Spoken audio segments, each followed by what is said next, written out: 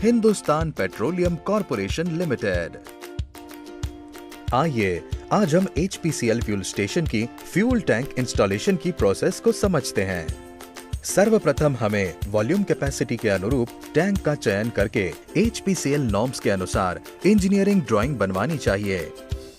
HPCL norms के अनुसार tank volume capacity इस प्रकार है: 16 KL, 22 KL, 35 KL, 45 KL, 70 KL। Tank installation की प्रक्रिया को शुरू करने से पहले हमें पेसो से प्रायर अप्रूवल लेना अनिवार्य है। तत्पश्चात गड्ढे की जगह वाली जगह की मार्किंग करनी चाहिए। सावधानी, गड्ढा करने के पूर्व हमें साइट के चारों तरफ सुरक्षा बैरियर लगाना चाहिए एवं साइट पर काम कर रहे सभी वर्कर्स को PPE अवश्य पहनना चाहिए।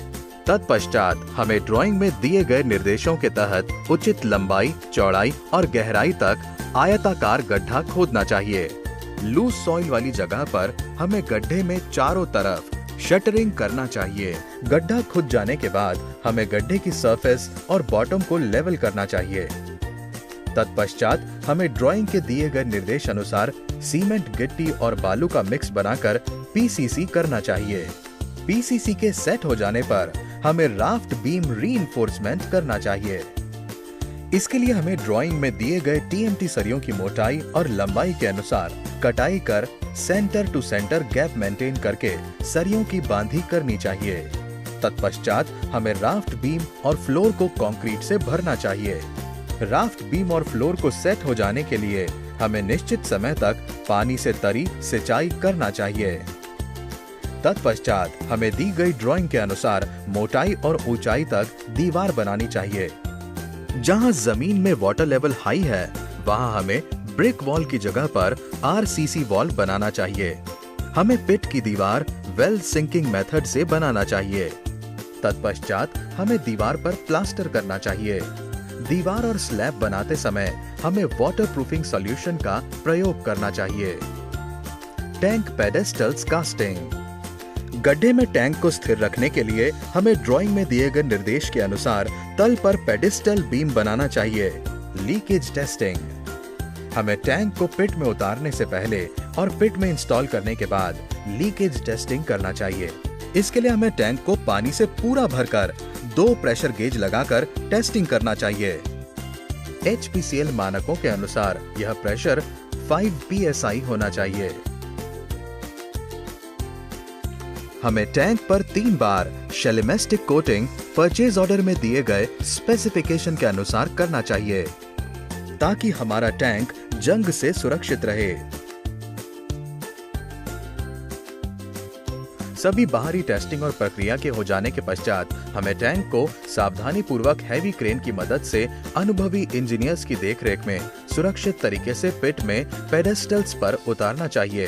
तत्पश्चात हमें पेडेस्टल्स के बोल्ट के साथ टैंक को सही तरीके से लेवल मेंटेन करके कसना चाहिए। हमें इस बात का ध्यान रखना चाहिए कि पिट की दीवार और टैंक के सरफेस के बीच कम से कम 45 सेंटीमीटर की जगह चारों तरफ बनी रहे। हमें HPCL नॉर्म्स के अनुसार टैंक इंस्टॉलेशन प्रोसेस को फॉलो करना चाहिए। तत्पश्चात हमें टैंक के चारों तरफ ड्राइंग के अनुसार पिट की बाहरी दीवार बनाना चाहिए। टैंक को नमी से बचाने के लिए हमें पिट को साफ करके रेत से भरना चाहिए।